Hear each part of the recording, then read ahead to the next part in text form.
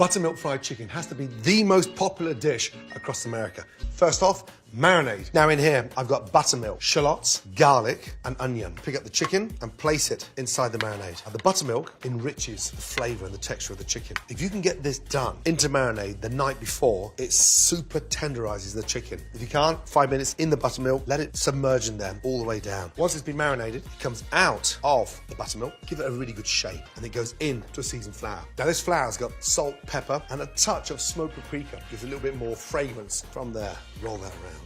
Make sure that that absorbs all that flour. Now, I love my chicken crispy. The secret there is to dredge it twice. So it comes out the flour, give it a really good shake, it goes back into the buttermilk. It may be a long process, but the labor of love is worth it. Out of the buttermilk, back into the flour. Get your fingers in there and literally cover the chicken with the flour. Shake off the excess flour. Now we're ready for the fryer.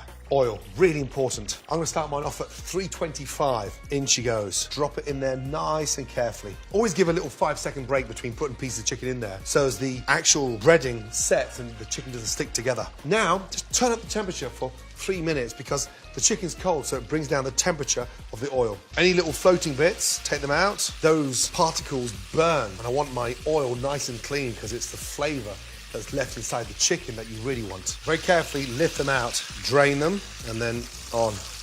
Beautiful. But to get it even crispier and really beautifully moist inside, I like to finish mine off in the oven. Before it goes in the oven, I just like to season it just a touch into the oven for another 6 to 7 minutes. Now, the yam hash. First off, get the pan nice and hot. Touch of oil into the pan. Get it smoking in with the yams. Beautiful. Onions in. Salt, pepper.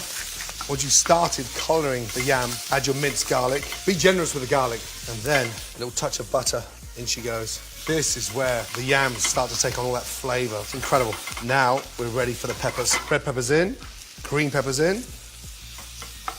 Touch more butter into the center. Turn down the gas and let that just sit there and sort of roast. Every 5 or 6 minutes, clean underneath that pan so you got that flavor coming back into the hash. Right, chicken's in the oven, hash is on. Finally, collard greens. First in, the bacon. We want to render the bacon to get the bacon fat out. That gives flavor to the collard greens. Gently on the seasoning because it's naturally salted. Onions in and cook that down. A touch of butter. I will start off with a tiny drizzle of oil and then the butter. Oil in the pan stops my butter from burning so I can really maximize on the flavor. Bacon's getting really nice and crispy. Onions are caramelizing. Now, garlic. You can see what's happening now, look. It's all dark and crispy and caramelized. The crispier those yams become, the more flavor there's in there. Pat it back down again and let it caramelize. In with the collard greens. Now these have been blanched very quickly for 30 seconds in boiling water and then sliced up. Drop them in, lightly season, and then give that a nice toss. Look at that there.